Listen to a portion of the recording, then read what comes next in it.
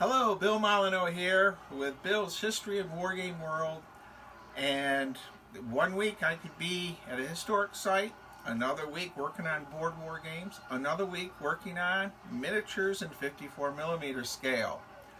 Today I am about to play Agincourt with a twist. We have the French and British fighting together to defeat the evil skeleton magic user Claude Bailey. Claude has an army of skeleton horsemen, swordsmen, berserker skeletons, and I normally do not do fantasy games. So I hope you enjoy this game. I will be using my simple couple-page rules.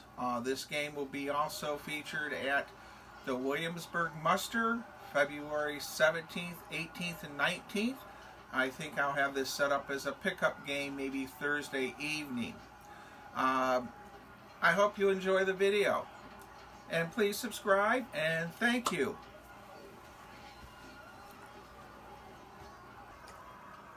Well, here we start turn one. But we'll bring in the skeleton. This is Claude, and he's our evil skeleton. Mission is for the French and British forces to kill him off again, since he is already sort of dead. Alright. He has several spells. We have a 54mm game here. And today's a play test. I'm going to put Claude in his tomb.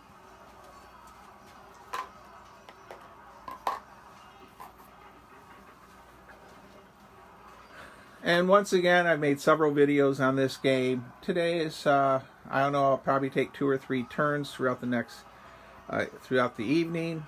And let's see who moves first. The blue die is our British-French forces, so the skeletons are activating first. Alright, well, our skeletons have advanced. They move 12 for the foot skeletons, 24 for the cavalry. Yes, it'd be nice to have skeleton horses, but I don't. And I threw this game totally together as a whim. I don't even do fantasy games for the most part. Alright, let's have our British-French forces. I'm going to have the cavalry charge forward into everything.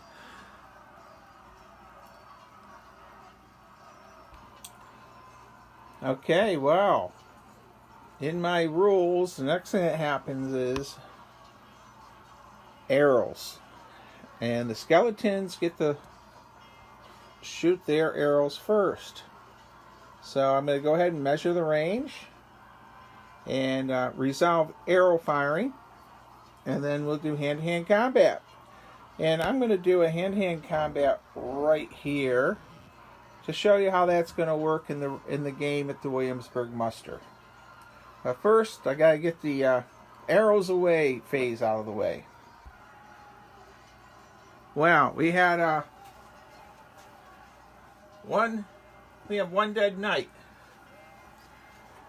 One dead knight hit by the arrows there. I only have 20 some odd bowmen for my skeletons, and they only took out one knight. Alright, let's do the hand-to-hand combat next. I have this quite sort of unique. I came up with the skeletons all have different abilities by the type of weapon they're using. Now I'm not going to do all the battles like this. I'm going to just do this one battle. So we have skeletons and they're armed with spears. And on my chart, a skeleton armed with spears hits differently for horsemen, knights that are mounted, compared to knights that are dismounted. So they're going to hit on a 3 through 6. And it's simultaneous. So these spearmen are, and we have quite a few hits here. Well, out of the 10, 8 hit. Now, to kill mounted knights, they need a 5 or a 6. You roll the hit, then you roll the kill. 5 or 6 kills a knight. So, 2 of these knights are dead. Now our knights fighting back. There's 5 of them. And they hit on a 3 through 6. And they got 4 kills. Or 4 hits. And now, to kill them, skeletons with spears need 4, 5, or 6s. And unfortunately, we rolled only 1 6. So 1 skeleton goes down. And 2 knights. We're going to have the leaders attack each other. The leader there misses, and the skeleton leader misses. So they back off. Now, the unit that suffered more losses falls back 3 inches. Falls back 6 inches, excuse me. So, they will actually back off to here.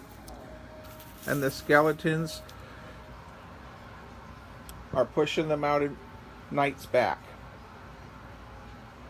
So that's how hand-to-hand combat works. Now the mace, these skeletons are armed with a mace, and I gave them a little better saving throw because they have a little bit of armor molded on their bodies. So we have 10 of them, and they hit on a 4, 5, or a 6. They only scored 2 hits, and they only killed 1 knight. My knights will go back, and they hit for 4. And mace with skeletons, they didn't. They needed a 4, 5, or a 6. So the skeletons actually pushed, and they drive them back.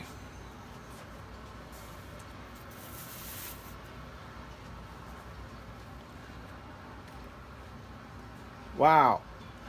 All right. So, that's how the melee system works. All the different skeletons, weapons, they operate differently. It gives it a neat little system. So, the skeletons have a battle axe in each hand. They only hit on a 5 or a 6, but they get 2 attacks. The skeletons with a shield or some armor, they have a point higher in their saving throw. So, I'm going to go ahead and resolve this huge melee up front here, and then I'll come back to you. Okay, I've resolved all the hand-to-hand combat, and the knights pushed all the skeletons back in the cavalry. The skeleton cavalry did really poorly. They killed only 3 or 4 knights. The knights took out most of all the 15 skeleton cavalry. So right now, that's where we're at. That's a completion of turn 1. I did not bring Claude, the magic user skeleton, out. And he does have 6 spells. He has Fear, Fireball, Protection from Attack. And I posted them on the No Stress Miniature Wargamer site on Facebook. Alright. I going to prepare for turn 2. Okay, well, I have everyone moved. Both sides have been moved. The British-French combined knights got to move first this time. And we have a lot of engagements. And also, doing this all alone, it's a real pain moving all these figures. I'm glad I put them on some cardboard trays just to move them around. Now, my wizard has hopped out. Here he is. And he's going to use his fireball spell, I think.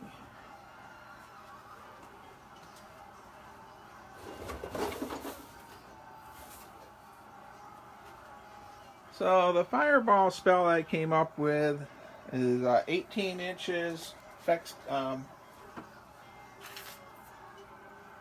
So Here we go. There's the fireball. If you're new to my games, there are 1 or 2 pages of rules. They're built for fun. The fireball will kill those 3 knights on an odd roll. And I rolled 1 odd, 2 even, so 1 knight gets fireballed. Wow. Now, in the previous video, I actually did the rules, but if you're curious, that's Claude the Skeleton Wizard. Claude is a wargamer who lives in Tucson, Arizona. And I think it's Tucson, I might be wrong. I know he's out there west. Those are his spells. So we used a fireball. Now, we're already at 10 minutes on turn 2, and I've been playing for almost 45 minutes. So this definitely could take a while to play at the convention. However, with 3 people on sides, so I'm going to pause the camera and resolve some of these melees because I don't want you all to get bored. So I'll come back to you and let you know how we did. Alright, we are back, and let me clean up the table a little bit. I have one heck of a lot of dead 54mm knights and skeletons on the table. They're off to the right. So the battles are a seesaw, but I will say I believe the skeletons, I need to count out the point values for these units, because right now I do not believe the skeletons are going to hold out.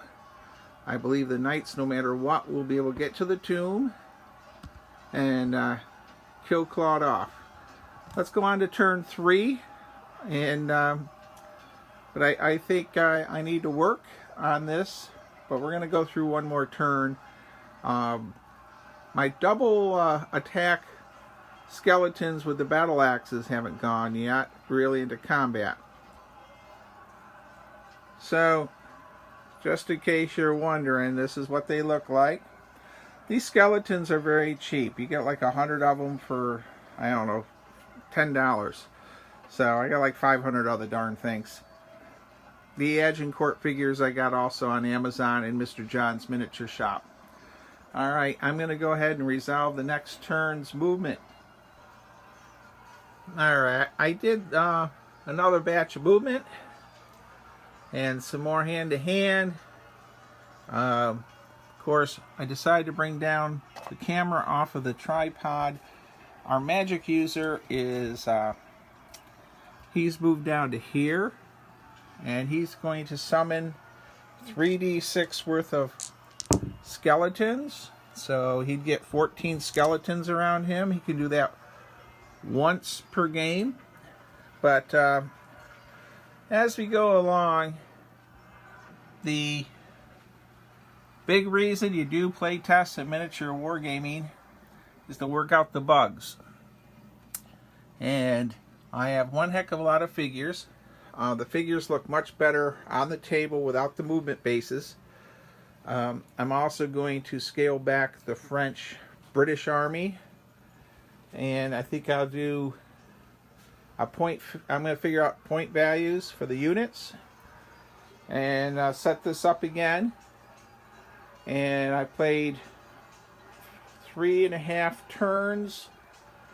And it's taken me 2 hours and 20 minutes. So, as you can see, it's a lot of figures for one person. And it's given me a good idea where I'm at for the spells. Seem to work fine. And I'm not worried about that. I just think I have too many French and British compared to skeletons. So, I need to do some shout outs to some people. Jim Shaw for painting them. Several different people. Brad Ireland, Claude Bailey for ideas for my wizard. Jack Brendel for some input on how to work on the video. the Facebook group that said to keep the main video under 20 minutes, which I think will top off at about 15. And this is a no-frills skeleton battle play test, and it needs some work before February 16th, 17th, 18th, and 19th at the Williamsburg Muster Wargame Convention. But it's coming along. That's about it for now. Stay safe, be kind, be courteous, subscribe, and I'm going to set this up again for another battle for Thursday night. Thank you.